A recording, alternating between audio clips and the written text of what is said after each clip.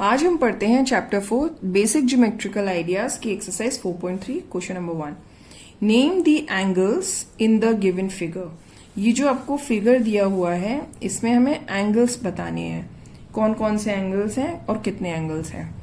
अच्छा ये देखिए, एंगल्स क्या होता है, हमने पढ़ा था इंट्रोडक्शन पार्ट में कि कोई भी दो लाइन सेगमेंट बोल लो या रेज बोल लो, वो जहां पे जॉइंट होता है आपस में, जहां से स्टार्ट होते हैं उसी को एंगल बोलते हैं, वहीं पे एंगल बनता है। जैसे कि अगर मैं बात करूं, ये एक लाइन सेगमेंट ले लो, ये लाइन सेगमेंट ले लो, ये आपस में यहां जॉइंट हो रहा है तो ये एक एंगल हो गया।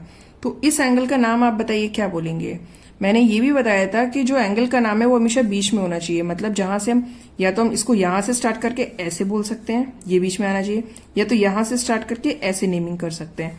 तो कुछ भी आप नेमिंग कर लीजिए, हम साथ साथ में नाम भी लिखते चलते हैं। द एंगल्स आर, पहले तो इस एंगल का नाम बोलिए, angle D A B. D A B, देखिए ए बीच में आना चाहिए, साथ में ऐसे हाथ भी करते जाइए ताकि आपको पता चल जाए। नेक्स्ट, अब मैं करती हूं इस वाले एंगल का नाम, ये नंबर 1 ऐसे ही डाल ले रहे हैं अपनी रिकॉग्निशन के लिए, ये नंबर 2। अब बी, इस वाले का क्या नाम देंगे हम, ए बी सी या फिर C B A, both are same.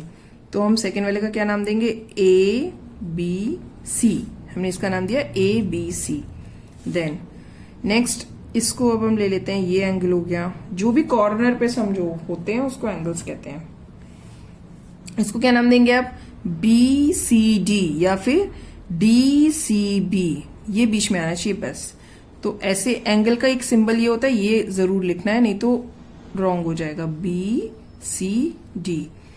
And अब एक बचा है लास्ट, अंदर इंटीरियर में तो लास्ट ही बचा हुआ है, ये हो गया नंबर 4। नंबर 4 वाले को नाम कैसे देंगे आप, ए डी सी भी दे सकते हैं, सी डी ए भी दे सकते हैं।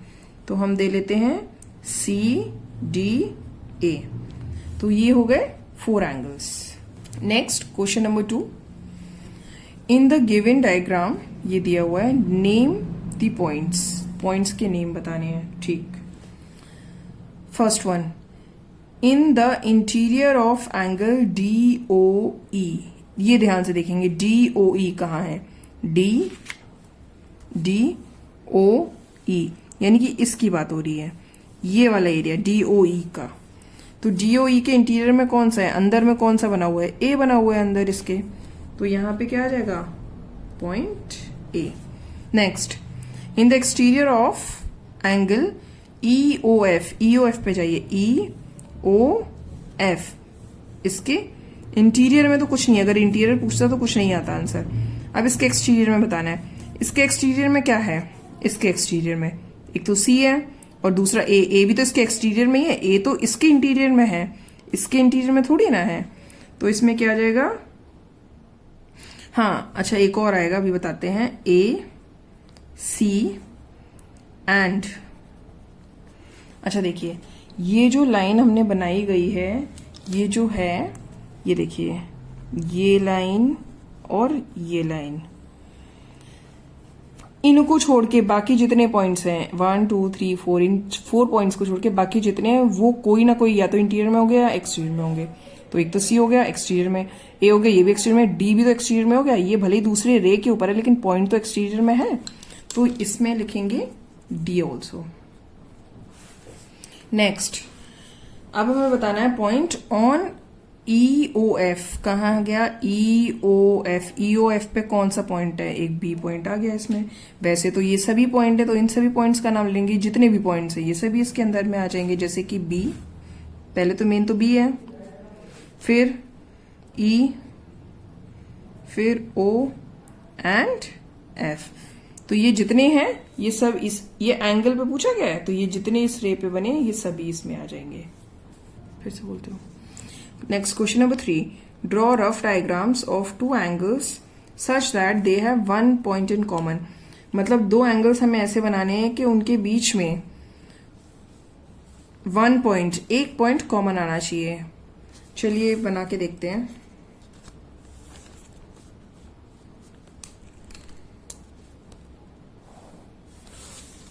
आप खुद ड्राइंग देख के समझ जाएंगे कि हाँ ये होता है या नहीं।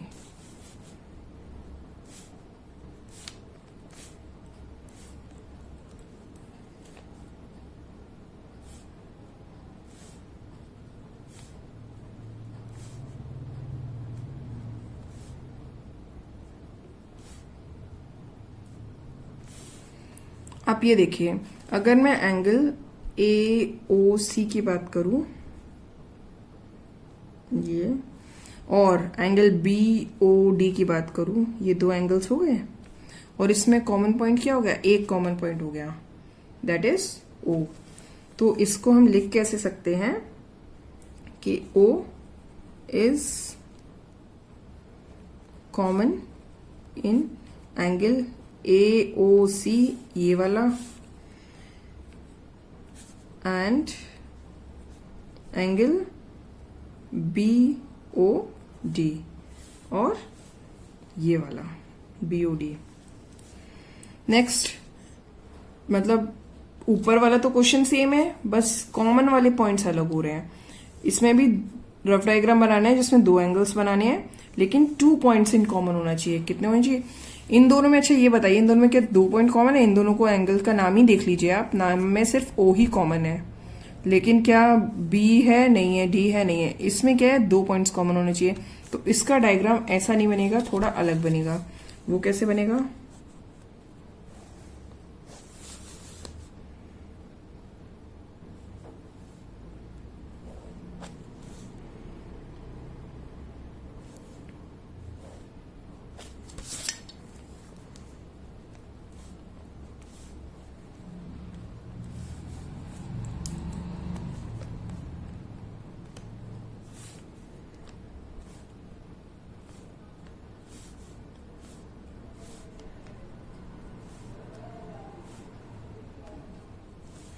M, P और N, ये 3 पॉइंट्स इसमें बन गए अलग अलग। आप देखिए, अगर मैं बात करती हूँ एंगल MOP की, ये, और बात करती हूँ एंगल PON की, ये।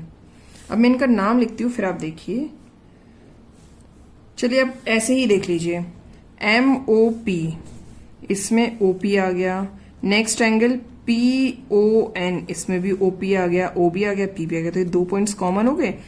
MOP एंड NOP, दोनों में O and P are common. तो क्या लिखेंगे, O एंड P आर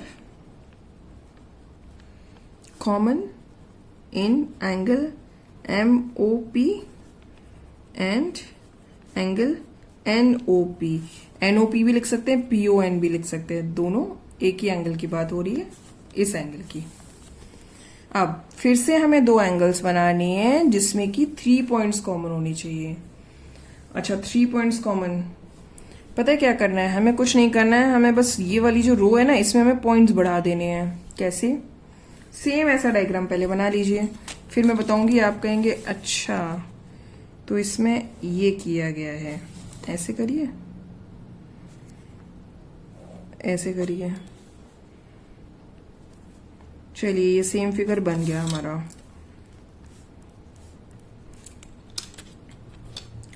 अब ये तो O ही ले रहे हैं हम, यहाँ पे ले लिया A, ये ले लिया B, ये ले लिया C।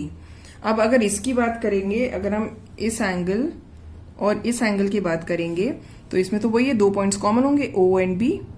लेकिन अगर इसी के ऊपर जबरदस्ती हमने ऐसे एक और पॉइंट लगा दिया, P, लो, तो क्या करेंगे? इसमें कितने पॉइंट्स कॉमन हो गए? 3 पॉइंट्स कॉमन हो गए। कैसे? देखिए, O, इस लाइन में जितने पॉइंट्स हैं ये सारे कॉमन माने जाएंगे। O, B and P are common in angle AOB and angle BOC। Angle AOB and angle BOC में ये तीनों पॉइंट्स कॉमन हो गए, तो ये हो गया 3 पॉइंट्स इन कॉमन। ऐसी नेक्स्ट बात करते हैं। अब आप ट्रिक समझ गए होंगे, 4 पॉइंट्स इन कॉमन, यानी कि इस पे एक और पॉइंट हम बढ़ा देंगे तो ये हो जाएगा 4 पॉइंट्स इन कॉमन। चलिए पहले हम ड्रॉ कर लेते हैं।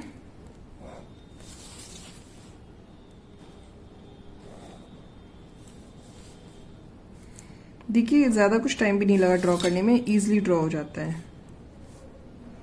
ये ड्रॉ किया हमने और यहाँ पे इसकी नेमिंग अप कर देंगे।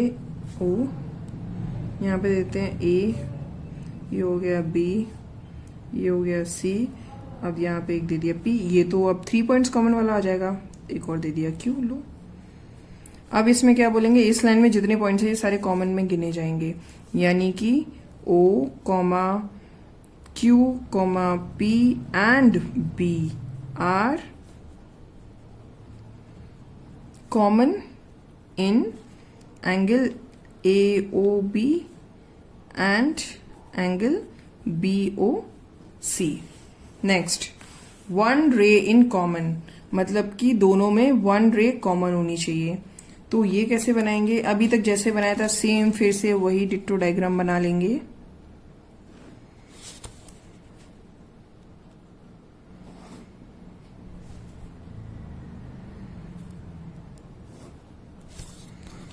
इसमें वैसे भी 3 रेज हैं, आपको दिख रही होंगी, ये 3 रेज बन रही हैं, हर किसी में 3 रेज ही बनाई हैं। ओ हो गया, ये ए हो गया, ये बी कर देते हैं, ये सी कर देते हैं। अब इन्हीं 2 एंगल्स की बात करते हैं। अब देखिए ये सेम डायग्राम हमने 2 पॉइंट्स इन कॉमन में बनाया था, ओ एंड बी कॉमन हो जाएंगे, लेकिन इसमें बोला 1 रे इन कॉमन, तो ओ भी एक रे भी तो है। देखिए आगे एक्सटेंड हो रही है, 1 एंड पॉइंट है, आगे एक्सटेंशन हो रहा है, तो ये रे भी है। तो क्या इसको बोलेंगे, रे ओ बी, ऐसे करके लिखेंगे, इज कॉमन किसमें, between angle AOB and angle BOC। ये एक्सरसाइज यहीं पे खत्म होती है। अगर आपको इस एक्सरसाइज में या इससे प्रीवियस पढ़ाई हुई किसी भी एक्सरसाइज या किसी भी टॉपिक में कहीं पे कोई डाउट है तो प्लीज आप कमेंट सेक्शन में पूछिए, मैं आपके डाउट्स को क्लियर करूंगी। और अगर आपके कॉन्सेप्ट्स क्लियर हो रहे हैं, आपको समझ में आ रहा है, then please do like, subscribe and share. Thank you.